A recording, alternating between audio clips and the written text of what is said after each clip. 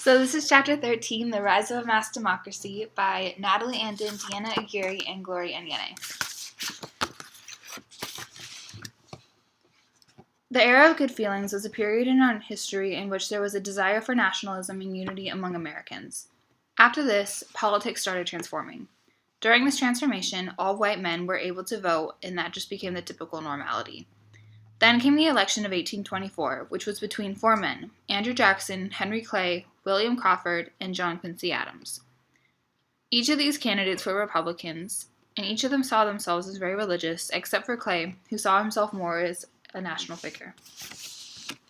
Once the results came in, Jackson got the most popular votes, but did not win the Electoral College, leaving Adams to win presidency. By the 12th Amendment, the top three electoral vote winners were put into the House of Representatives. Jackson not winning presidency created anger among Jacksonians, in which they called corruption and thought there was cheating involved since there was an alliance between Adams and Clay. And as you can see from this photo, it shows each of the electoral votes that each state had and the percentages of votes that each candidate got. So for a Yankee misfit on the White House, Adams had high honor and held a high power in office, which gave him respect and to be well liked, even though he tended to not be good at interacting with other people. He only removed 12 public servants throughout his whole presidency. In his first message to the public, he persuaded Congress to look into roads and canals for better transportation, a national university for better education, and more support for an astronomical observatory. This created mixed feelings among the citizens in that they weren't sure that these things were as important as Adams led them to believe. Jacksonians were really considering whether the people should rule because they believed that people were being cheated by the Adams and Clay alliance. They succeeded when they brought these feelings public and they turned the public against Adams. Adams supporters countered this and were able to fight back. Adams didn't want to join them because he wasn't that kind of person. But the Adams supporters lashed out against Jackson and even went as far to say his mother was a prostitute. Then Jackson blamed Adams supporters for the death of his wife. So for those who supported the system, it gave them better positions in office. Jackson tried to get rid of the positions, especially the old, because he believed that loyalty, young blood, and sharper eyes was the key to good work.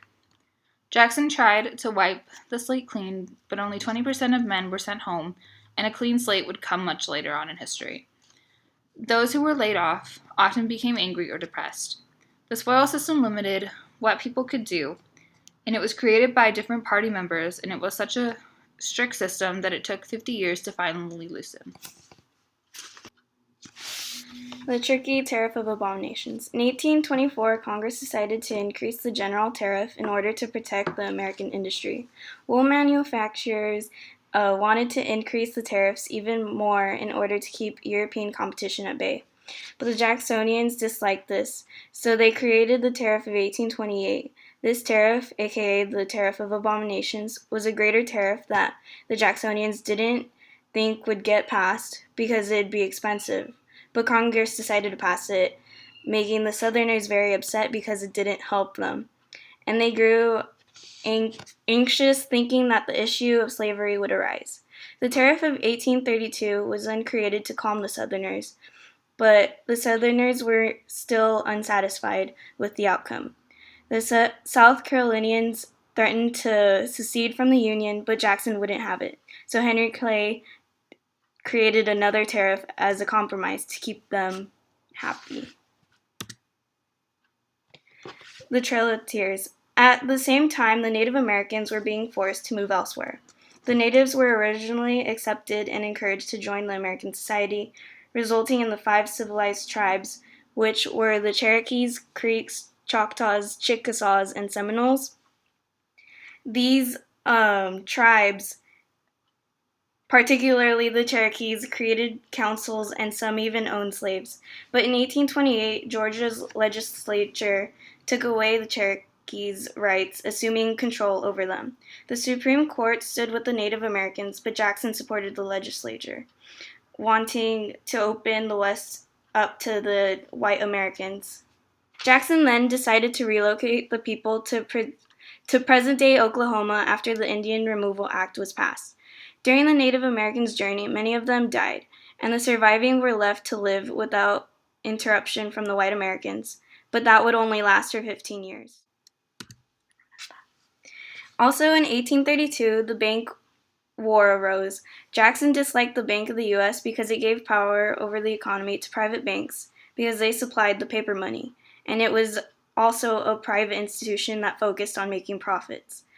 Though Jackson was strongly opposed to it, Webster and Clay attempted to renew the bank's charter before it expired in 1836. Clay wanted to remove it so that Jackson would have to veto it and become unpopular or let it pass and lose his following. This feud between the two led into the campaign of 1832.